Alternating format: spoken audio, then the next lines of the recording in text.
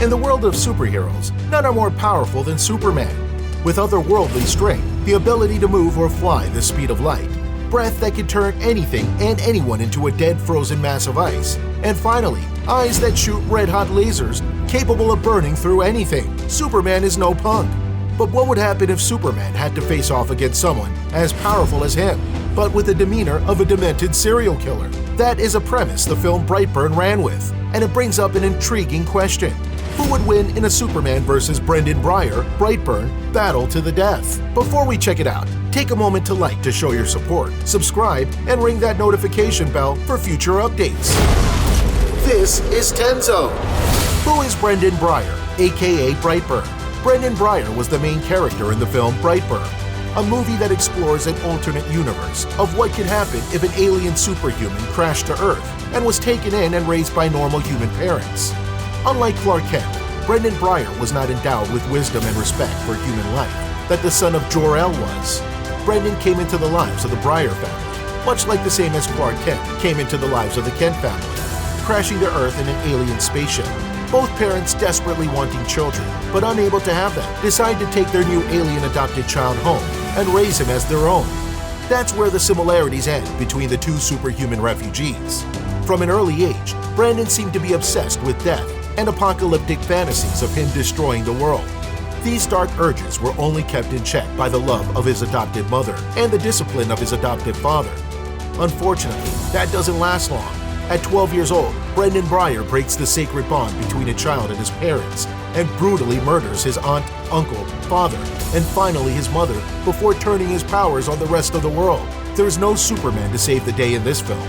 It closes with horrifying scenes of Brandon Breyer decimating the people of Earth.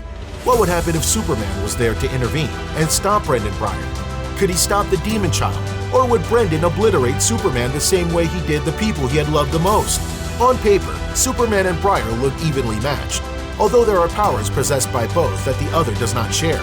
For example, Brandon displays an ability to interfere with the function of electronic devices, as shown when he causes his uncle's truck to sputter to a stop before brutally murdering him.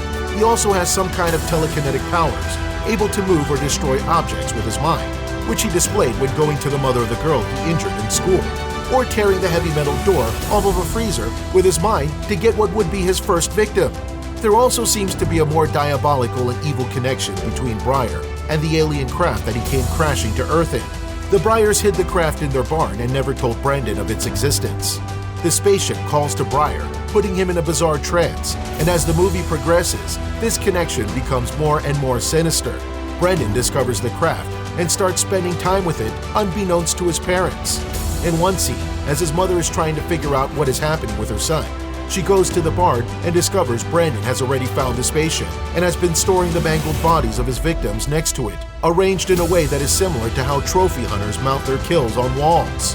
In the scene, his mother discovers one thing that can hurt him, that being a piece of a jagged, unknown type of alien metal that came from the spaceship Brandon came to Earth in.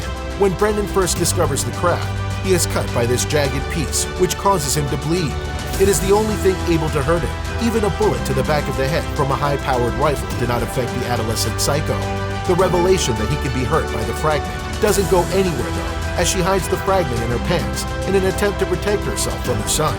But it is all for naught, as Brandon grabs her and flies her into the stratosphere before dropping her to her death, even as she pleads her son to show her mercy. On the other hand, we have Clark Kent, known the world over as Superman. He's the polar opposite of Brandon Breyer in personality, where Breyer struggles as he is realizing his abilities and uses them for nefarious purposes.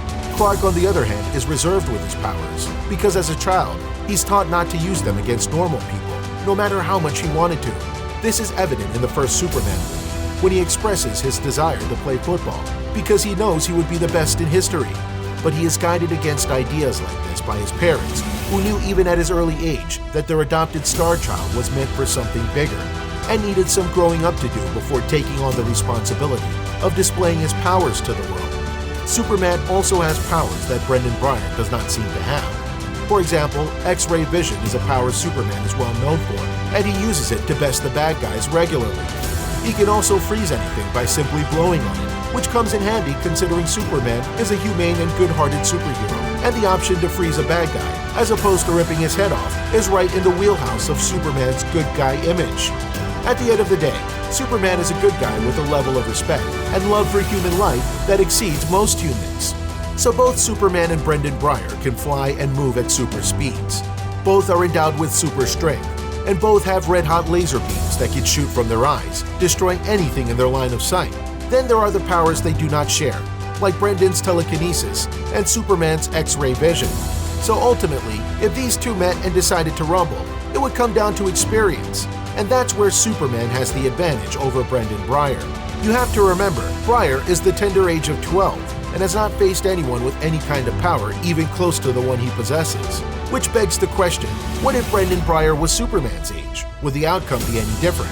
However, Superman has faced countless adversaries, some of which were arguably more powerful or almost as powerful as himself. Superman took down Darkseid, also known as the God of Evil, a supervillain that possesses most of the same abilities as Superman, and is considered a super genius with a level of intellect that surpasses anyone on Earth, including Superman's.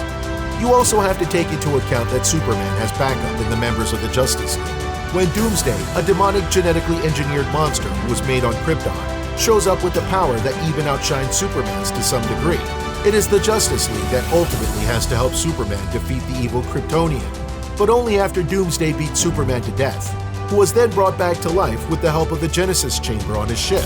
At the end of the day, Superman has the experience, and more importantly, the ability to stay calm and make logical decisions even during battle.